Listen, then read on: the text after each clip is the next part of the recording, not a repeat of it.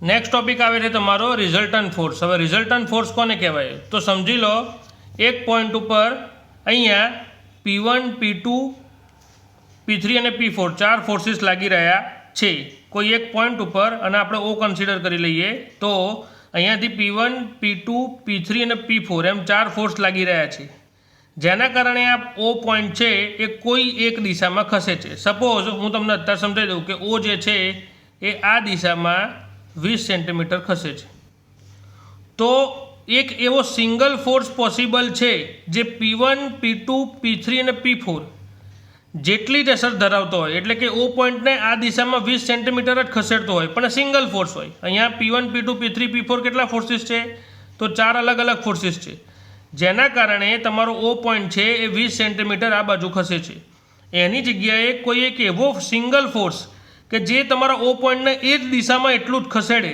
એટલે કે જે P1 P2 P3 ને P4ની અસરને રિપ્લેસ કરે। જે P1 P2 P3 ને P4 ચાર ફોર્સિસ છે એની O પરની અસરને રિપ્લેસ કરે એવા એક સિંગલ ફોર્સને આપણે P1 P2 P3 અને P4નો રિઝલ્ટન્ટ ફોર્સ કહીએ છીએ। હવે હું ઇંગ્લિશ ડેફિનેશન તમને સમજાવું તો if number of forces are acting on a body it is possible to replace it with a single force which would replace them। એટલે કે જ્યારે કોઈ એક O બોડી ઉપર O પોઈન્ટ ઉપર P1 P2 P3 ને P4 ફોર્સ એક્ટ કરતા હોય ત્યારે બધા ફોર્સને રિપ્લેસ કરતો એટલે બધા ફોર્સની અસર જેટલો P1 P2 P3 ને P4 ચારેની ટોટલ અસર જેટલો એક સિંગલ ફોર્સ શોધવો પોસિબલ હોય છે। આ સિંગલ ફોર્સને આપણે કહીએ છીએ રિઝલ્ટન્ટ ફોર્સ। अहींया P1 वत्ता P2 वत्ता P3 वत्ता P4 नी O पर असर एटले R नी असर P1 P2 P3 ने P4 नी असर शुं छे तो O जे छे 20 सेंटीमीटर जो आ बाजू खसी रह्यो छे तो R फोर्स लगाड़ीशुं तो पण O जे छे 20 सेंटीमीटर आ बाजू ज खसशे। नेक्स्ट तमारो टॉपिक आवे छे इक्विलिब्रियंट फोर्स। नेक्स्ट जे तमारो टॉपिक छे ने आपणे कहीए छीए इक्विलिब्रियंट फोर्स। फोर्स जे एक्ઝેક્ટ तमारा रिजल्टंट फोर्स जेटलो ज होय पण जे तमारा रिजल्टंट फोर्स जे छे एनी ऑपोजिट डिरेक्शन में होय के जे एने बेलेन्स कर नाखे जे एने शुं कर नाखे बेलेन्स कर नाखे। जेवुं के अहींया आपणे समजीए चलो आपणे हमणां जोयुं के P1 P2 P3 અને P4 आ चार फोर्स हता जेना कारणे रिजल्टंट फोर्स आ बाजू लागतो हतो जेना कारणे आ O पॉइंट जे छे ए O पॉइंट आ बाजू 20 सेंटीमीटर खसतो हतो। तो हवे हूँ आर जेटलो ज एटले के आर बराबर धारी लो कि फोर्स तमारो टोटल आयो होय 20 किलो न्यूटन तो आर जेटलो ज पण एनी ऑपोजिट दिशामां बीजो फोर्स एड करीश जेनुं मूल्य आर जेटलुं ज हशे। आ 20 किलो न्यूटन तो आ पण 20 ज किलो न्यूटन पण एनी ऑपोजिट दिशामां हशे जे तमारी आरनी असरने बेलेन्स कर नाखे एटले बंने इक्वल अने ऑपोजिट होय तो शून्य थई जाय ने तो ए फोर्सने आपणे कहीए छीए इक्विलिब्रियंट फोर्स।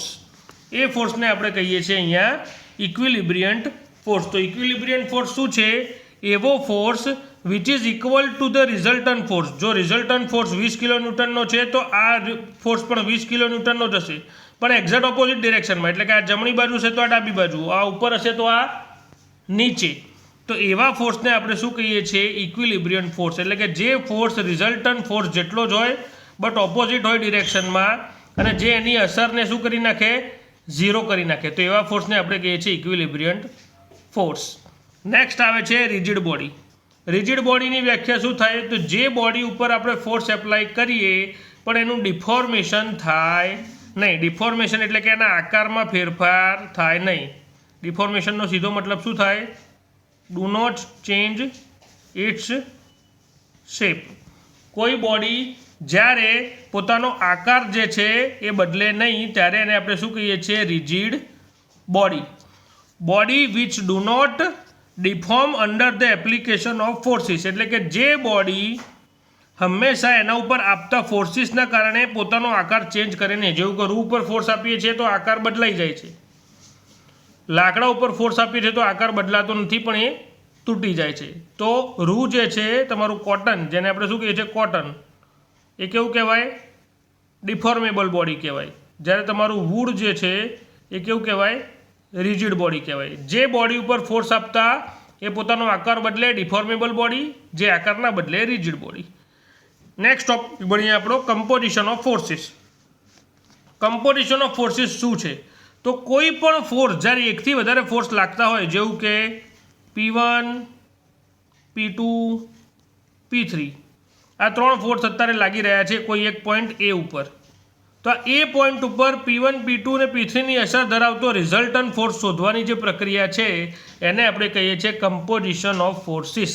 કમ્પોઝિશન ઓફ ફોર્સિસ એટલે બીજું કંઈ જ નહીં, રિઝલ્ટન્ટ ફોર્સ શોધવાની પ્રક્રિયા, process of finding out resultant forces. Resultant force શું છે તો હમણાં જ તમે ભણ્યા, ફરીથી નોટ્સમાં બતાવી દઉં. રિઝલ્ટન્ટ ફોર્સ એટલે કશું જ નથી, જ્યારે કોઈ એક પોઈન્ટ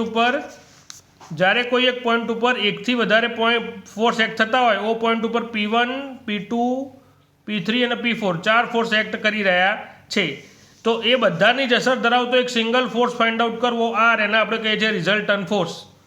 બહુ બધા ફોર્સિસની અસરને રિપ્લેસ કરતો એક સિંગલ ફોર્સ, એને આપણે શું કહીએ છીએ રિઝલ્ટન્ટ ફોર્સ. અને આ રિઝલ્ટન્ટ ફોર્સ શોધવાની જે પ્રક્રિયા છે, જે પ્રોસેસ છે, એને આપણે કહીએ છીએ composition of forces. That is known as a composition of forces. હવે કમ્પોઝિશન ઓફ ફોર્સિસ જે છે એમાં તમારી મુખ્યત્વે 2 મેથડ આવે છે. એટલે કે તમારે રિઝલ્ટન્ટ ફોર્સ શોધવો હોય તો એની મુખ્યત્વે 2 મેથડ હોય છે. એક આવે છે એનાલિટિકલ અને બીજી આવે છે ગ્રાફિકલ. એનાલિટિકલ મેથડમાં 2 મેથડ હોય છે, પેરેલેલોગ્રામ અને રિઝોલ્યુશન. જ્યારે ગ્રાફિકલ મેથડમાં પણ 2 મેથડ છે, ટ્રાયેંગ્યુલર અને પોલિગોન મેથડ. આપણે પેરેલેલોગ્રામ, રિઝોલ્યુશન, ટ્રાયેંગલ ભણવાની છે, પોલિગોન તમારા થિયરીના સિલેબસમાં છે નહીં. તો ચલો આપણે રિઝોલ્યુશન ઓફ ધ ફોર્સિસની પહેલી મેથડ ભણીએ, પેરેલેલોગ્રામ ઓફ લો. હવે અને પેરેલેલોગ્રામ લો કહેવાય છે, એટલે કે ચતુષ્કોણનો નિયમ કહેવાય છે. અહીંયા પહેલાં તમે ફિગર સમજશો તો જ તમને આખી થિયરી સમજમાં આવશે. તો હું તમને ફિગર સમજાવી દઉં છું. ઓ એક પોઈન્ટ છે જ્યાંથી પહેલો ફોર્સ OA બરાબર P લાગી રહ્યો છે. ધ્યાનથી સમજજો, પહેલો ફોર્સ OA બરાબર P લાગી રહ્યો છે અને બીજો ફોર્સ OB બરાબર Q લાગી રહ્યો છે. OA બરાબર P છે અને OB બરાબર તમારો Q ફોર્સ લાગી રહ્યો છે. એ બંનેનો રિઝલ્ટન્ટ ફોર્સ જે છે એ OC છે, જેને આપણે R કહીએ છીએ. એ બંનેનો રિઝલ્ટન્ટ ફોર્સ એટલે કે 2 ફોર્સિસ OA અને OBનો, OA બરાબર P અને OB બરાબર Q, એ બંનેનો રિઝલ્ટન્ટ ફોર્સ કયો છે? OC, જેને આપણે R કહીએ છીએ, જે OA અને OB એટલે કે P અને Qની વચ્ચે નીકળી રહ્યો છે. હવે આપણે આ ફિગરને મોડિફાઈ કરીએ. હું OAની પેરેલલ અહીંયા BC એક લાઇન ડ્રો કરું. આ OAની પેરેલલ હું એક BC લાઇન ડ્રો કરું અને OBની પેરેલલ એક AC લાઇન ડ્રો કરું. તો મેં આ 2 લાઇન ડ્રો કરી નાખી. એક શું આવી? BC લાઇન આ રહી અને એક લાઇન AC. બરાબર? ઓકે, પહેલાં ફિગર મારી આવી જ હતી ખાલી. આ OA બરાબર P હતું, આ OB બરાબર Q હતું અને વચ્ચે આ રિઝલ્ટન્ટ ફોર્સ R હતો. હવે મેં શું કર્યું? OAની સમાંતર લાઇન એક આ BC ડ્રો કરી અને OBની સમાંતર મેં એક આ લાઇન ડ્રો કરી. તો આ 2 લાઇન થઈ ગઈ, AC અને BC. હવે શું કરીશ? આ C પોઈન્ટ ઉપરથી હું સીધો એક સ્ટ્રેટ લાઇન ડ્રો કરીશ કે જેથી મારો અહીંયા એક કાટકોણ ત્રિકોણ બને. મેં C પોઈન્ટ ઉપરથી અહીંયા એક સ્ટ્રેટ લાઇન ડ્રો કરી જેનાથી અમારો કાટકોણ ત્રિકોણ બને અને આ પોઈન્ટને હું નામ આપી દઈશ D. આ પોઈન્ટને હું નામ શું આપી દઈશ? D. તો અહીંયા મારો ત્રિકોણ બની ગયો ADC. અહીંયા મારા ત્રિકોણનું નામ શું થઈ ગયું? ADC. અને થીટા, જો આ મારો એંગલ થીટા હોય તો ત્રિકોણમિતિના નિયમો પ્રમાણે આ એંગલ પર મારો થીટા જ થાય. બરાબર? જો આ એંગલ મારો થીટા હોય તો આ એંગલ ઉપર પણ મારો થીટા જ થશે. બરાબર? હવે અહીંયા જો આ ફોર્સ Q છે, OB બરાબર Q છે, તો AC બરાબર પણ Q જ આવશે, કારણ કે સામસામેની બાજુઓ સરખી છે. તો OB બરાબર શું થયું? Q. તો AC બરાબર પણ શું થયું? Q થયું. હવે આ તો કેવું છે? ઇન્ક્લાઇન્ડ વસ્તુ છે. આડી એટલે એને આપણે સાઇન અને કોસ કમ્પોનન્ટ આરામથી પાડી શકીએ. કોઈ પણ આડી લાઇન હોય તો એના એક સાઇન કમ્પોનન્ટ અને એક કોસ કમ્પોનન્ટ પડે. કોસ કમ્પોનન્ટ કયો કહેવાય? જો તે હોરિઝોન્ટલ હોય, આડી લાઇન હોય કોસ કમ્પોનન્ટ કહેવાય અને ઊભી લાઇન હોય સાઇન કમ્પોનન્ટ કહેવાય. તો અહીંયા ક્યુના 2 કમ્પોનન્ટ પડશે. આડો કમ્પોનન્ટ છે એને આપણે કહીશું Q કોસ થીટા અને ઊભો કમ્પોનન્ટ છે એને આપણે કહીશું Q સાઇન થીટા. ફરીથી એક વખત ફિગર સમજી લઈએ. O પોઈન્ટ ઉપરથી સૌથી પહેલાં ખાલી 2 ફોર્સ નીકળી રહ્યા છે, OA બરાબર P અને OB બરાબર Q, અને એ બંનેનો વચ્ચેથી રિઝલ્ટન્ટ ફોર્સ નીકળે છે OR બરાબર C, OC બરાબર R. OA P, OB Q અને એ બંનેનું રિઝલ્ટન્ટ OC બરાબર R. હવે હું શું કરું છું, OA ની પેરેલલ અહીંયા BC લાઇન ડ્રો કરી, OB ની પેરેલલ અહીંયા AC લાઇન ડ્રો કરી. તો આ OB બરાબર જો Q હોય તો સામસામેની બાજુ સરખી છે એટલે આ પણ શું થયું, Q જ થયું. હવે અહીંયાથી એક સ્ટ્રેટ લાઇન C પોઈન્ટ ઉપરથી સીધી લાઇન ખેંચી અને અહીંયા એક ત્રિકોણ બનાવી દીધું.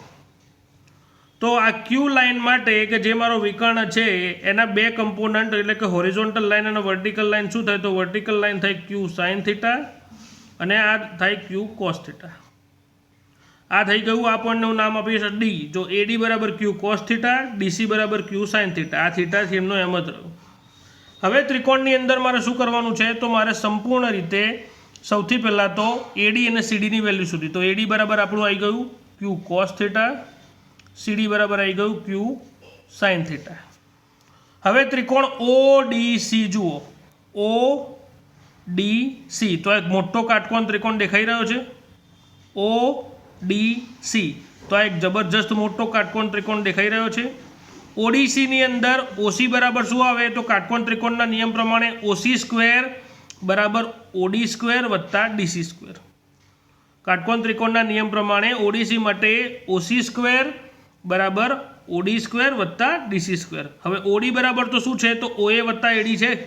ક્લિયર દેખાય છે કે OD બરાબર શું છે, તો OA વત્તા AD. તો ચલો આગળ આપણે થિયરી ભણીએ.